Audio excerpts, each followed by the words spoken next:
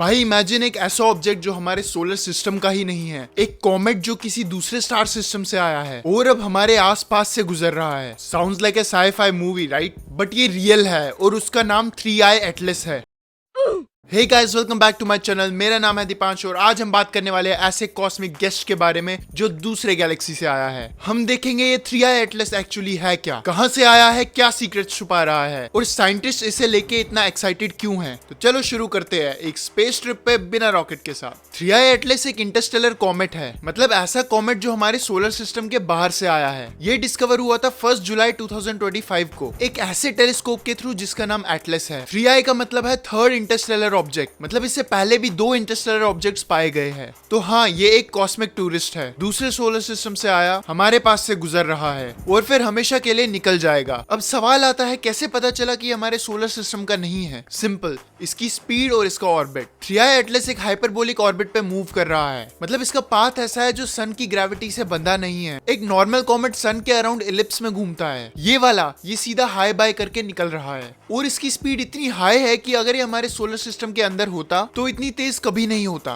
Scientist ने इसके trajectory को रिवर्स करके देखा और इसने क्लियरली शो किया कि ये सोलर सिस्टम के बाहर से आ रहा है। सो ऑफिशियली नासा ने इसे लेबल किया as third interstellar object in history, 3i Atlas. अब बात करते हैं इसके अंदर क्या है और यहाँ से चीज इंटरेस्टिंग हो जाती है। टेलीस्कोप्स ने ऑब्जर्व किया है 3i एटलस का कोमा, यानी गैस और डस्ट का क्लाउड बहुत ज्यादा CO2 से भरा हुआ है। नॉर्मली कॉमेट्स में वाटर आइस सबसे ज्यादा होती है, लेकिन इसमें CO2 का लेवल 8 टाइम ज्यादा था वाटर के कंपैरिजन में। मतलब ये किसी बहुत ठंडे एनवायरनमेंट में बना होगा जहाँ वाटर फ्रीज होने से पहले CO2 सॉलिड फॉर्म में जम गया हो। इसके अलावा साइंटिस्ट ने इसमें कार्बन मोनोक्साइड, कार्बोनाइल सल्फाइड और कुछ रेयर गैसेस डिटेक्ट की और ये सब इंडिकेट करता है कि ये किसी डिफरेंट सोलर सिस्टम एनवायरनमेंट में बना है। ये लिटरली एक मैसेज इन अ बॉटल है, पर बॉटल एक कॉमेट है और मैसेज एक दूसरे स्टार सिस्टम का केमिस्ट्री सैंपल। अब सोचो, हमें मिल गया एक सैंपल जो किसी दूसरे स्टार सिस्टम से आया है। इससे हम क्या सीख सकते हैं? हमें पता चलेगा कि दूसरे सिस्टम्स के कॉमेट्स कैसे बनते हैं, क्या उनके एलिमेंट्स हमारे जैसे हैं या कुछ अलग, क्या उनके सोलर सिस्टम में भी प्लैनेट्स बने होंगे जिनके मटेरियल ऐसे ही है। और सबसे बड़ी बात, ये कंपेयर करने का मौका देता है कि हमारा सोलर सिस्टम कॉमन है या रेयर। साइंटिस्ट इसे एक कॉस्मिक DNA सैंपल कहते हैं, क्योंकि ये बताता है कि दूसरे स्टार सिस्टम पे लाइफ सपोर्टिंग केमिस्ट्री एग्जिस्ट करती है या नहीं। अब ऑब्वियसली जब कोई इंटरस्टेलर ऑब्जेक्ट आता है तो इंटरनेट पे सब कहने लगते हैं ये एलियन शिप होगा, नासा कुछ छुपा रहा है। लेकिन सच ये है 3i एटलस नेचुरल कॉमेट है, कोई स्पेसक्राफ्ट नहीं। इसका शेप, कोमा और गैस इमिशंस सब टिपिकल कॉमेट जैसे ही है और सबसे इंपॉर्टेंट,